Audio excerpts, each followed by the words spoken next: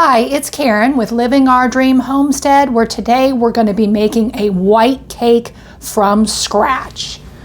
The first thing I did, I greased my pan. Again, you can use like a spray if you want to. I tend to stay away from the sprays because they're not all natural, so I just used butter to grease 2 9-inch cake pans, and then I dusted them with flour. You can always, dump out the excess. Then I went ahead and put in 1 3/4 cup of unsalted butter in my bowl, and it needed to be like room temperature or softened. That would be 1 1/2 sticks of butter. Then I took in 1 3/4 cup of granulated sugar. That's again the cane sugar, and I went ahead and beat that up in my bowl here. Then it's going to be taking 5 egg whites.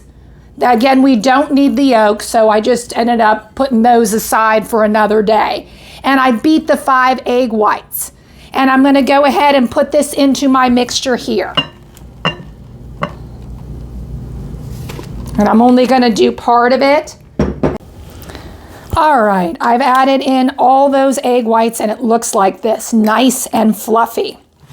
Next, we're going to go ahead and add in, it's 1/2 cup of sour cream. Again, you can use any sour cream. I really like the Daisy brand, and to me it just tastes the best. And we need 1/2 cup, and it needed to be room temperature. So I ended up leaving it out probably about 20 minutes. And we're going to go ahead and put that in here.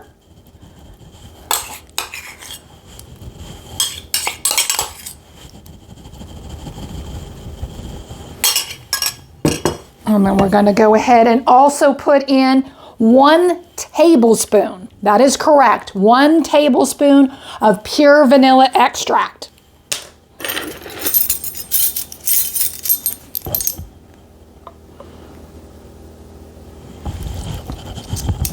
That is a lot of vanilla extract, but it does taste really, really good. And then we're going to go ahead and beat this. All right, I've beaten the sour cream and the vanilla extract. And now we're going to go ahead and add in our dry ingredients here, which I have in this bowl. So in this bowl, I put in 2 1/2 cups of flour, and I sifted it at least twice. You could use cake flour. I did not have any. Again, I just used all-purpose flour, and by sifting it twice, it works out. So I've got that in there, and then I've got 2 teaspoons of baking powder, 1/2 teaspoon of baking soda, and 1 teaspoon of salt. And then I ended up, since I put it in the bowl, I ended up then whisking it together, and I'm going to slowly go ahead and add it to my rest of my cake batter here. All the flour with the dry ingredients has been mixed in, and your batter should look like this. To this, I'm going to be adding in 1 cup of whole milk. And again, that's been sitting out room temperature.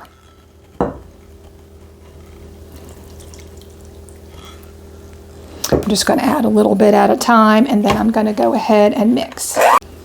I have mixed in all the whole milk with the mixer. I did also put in a spoon. I'm going to go ahead and make sure, since I use the mixer, sometimes at the bottom, there's sometimes lumps, and when I started to stir, I really did feel a lump. So I needed to make sure, again, you don't want to over mix it, but we want to make sure we are incorporating what is in at the bottom of the bowl. So that kind of feels about right. So I'm going to go ahead and now try to put it in the pans. I have the cake batter in both of the pans, and I'm going to be baking it at 350. We are going to bake it for 24 to 25 minutes, or until our toothpick inserted in the center comes out clean. This is about 24 minutes, and I do not believe it is done, because if I can do that and poke into it, I do not think it's done, so I think it's going to need longer. I'll go ahead and put a toothpick in it to double check, but usually your cake should be done when there's no indentation at the top. Let your cake, when you get it out of the oven, cool in the pans for 10 minutes before removing them. Now they have to cool completely, and I would suggest if you have a cooling rack, put them on a cooling rack. You can also put them on a plate individually, like each layer on a plate, and let them cool completely so that when you ice them, that your icing doesn't melt if they're still warm.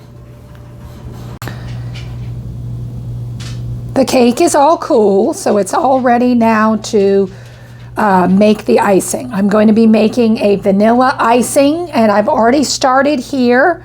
I've used 2 sticks unsalted butter softened.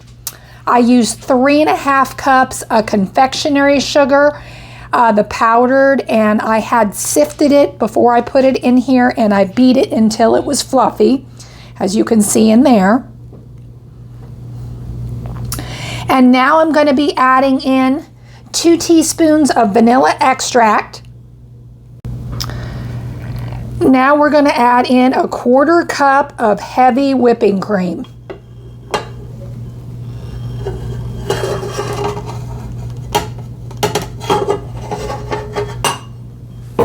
We're going to go ahead and beat that for 4 to 5 minutes. If you like what you're seeing today, please hit the subscribe button down below. The icing's all done here. It's nice and fluffy. I beat it 4 minutes on high. Again, you could have done 5, but 4 minutes on high, and it's just nice and fluffy. I'm going to go ahead and assemble it and show you what it looks like.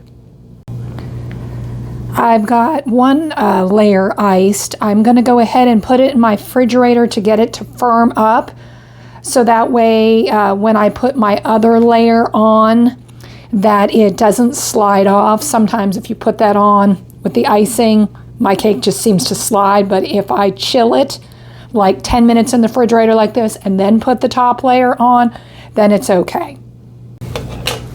The cake is all done. I've iced it, and it is ready now to go and be wrapped up and put in the fridge. The icing, you will definitely have to put it in the fridge because of the icing having whipping cream in it.